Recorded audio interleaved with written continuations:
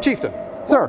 There are many characteristics of a tank, aren't there? How big the gun is, how thick the armor, how fast it goes, and these sort of things. There's the standard top trump stats that you mentioned. Well, what would you say is the most underrated trait? Because I think it might be gun depression. That is a very good one.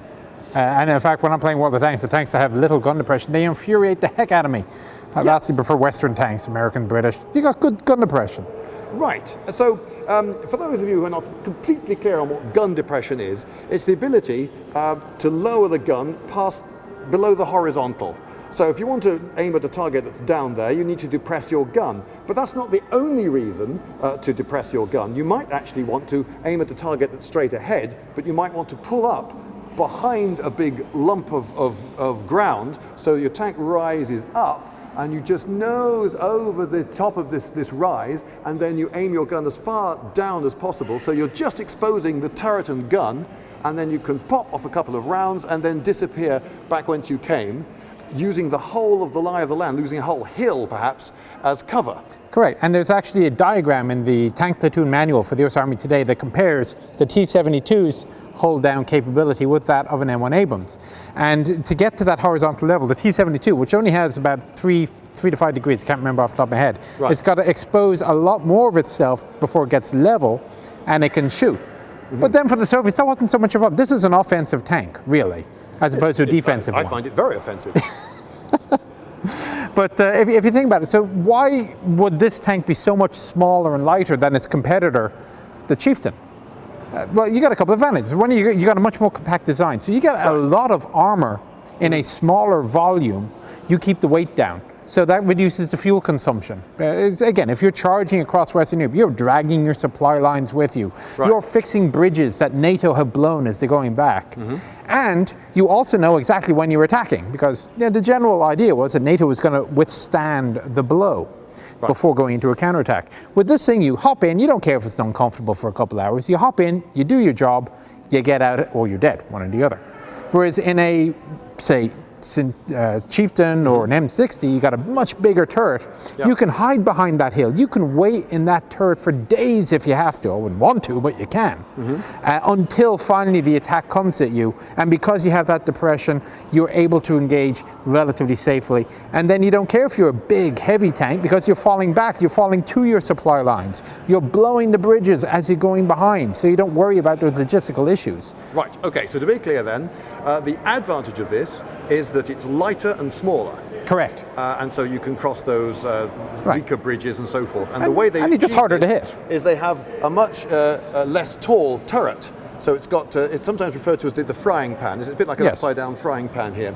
But the drawback is that this enormous great gun here must have a great big breech and counterweight on the back end of it. And that means that if you want to point the gun downwards, very quickly that breech hits the top of the turret. Correct. So in order to look downwards, you need a tall turret, particularly if you've got a very big gun. Exactly. That is exactly it.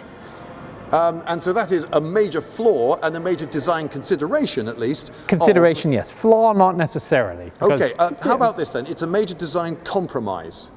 I can go with that.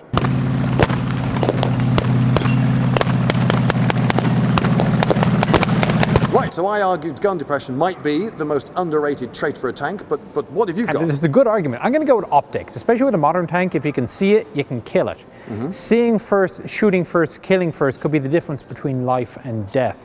And on the modern battlefield, you have all the technology available to help you. And it's not just purely optics or the thermal imager, as we usually use it. This includes anything down to ground surveillance radar.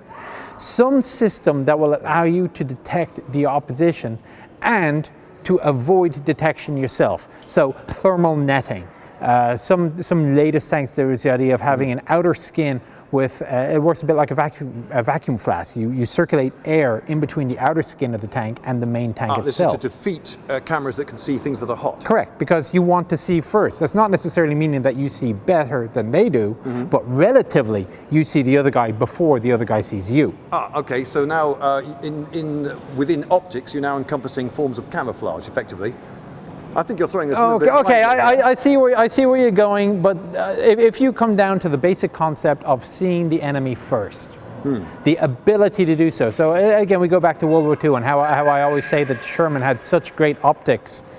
Yep. Because it allowed you to see what was going on in the battlefield, especially without exposing your tank to fire. There is a problem with that, because when describing the depression of a gun, I can give you a number. When describing the thickness of armor, I can give you a number, and the caliber of a gun, I can give you a number. Agreed. But how likely a tank is to see the opposition before it is itself seen, taking into account all forms of energy, of imaging, what time of day it is, how well camouflaged we are, very difficult to put a number on that. Agreed, but okay, let's show you why this is an irrelevant argument. What is the most important weapon on the battlefield? Is it the brain? No, that's not a weapon. The dagger. The dagger. Get up close and stab it. You've been hanging out too much with your old ancient history, I think. Right. The most important thing, I imagine it's the rifle. Yeah, it's the bloke on the ground with the rifle. Right. How do you numerically assess how effective a rifleman is? You can't. But you do know when your rifleman is more effective than the enemy's rifleman. That's a general idea, because you are better trained, or you have a more accurate weapon system, or something like that. You can't quantify it, but that does not mean that it is an unimportant factor. So the same with optics. If you have a good vision capability, the ability to see the enemy before they see you, you have a huge advantage. I agree, absolutely, but in the context of top trumps, this isn't going to cut it. I need a number. Come on, just give me a number for this. 60%. Well, that's pretty good, actually. 60. All right. Well, I mean, it's got a stable. The current T-72s have a stabilized sight. Have leave it at 60. But the Challenger 2? That's definitely better. That's running in the 90s. 90, and high numbers are good.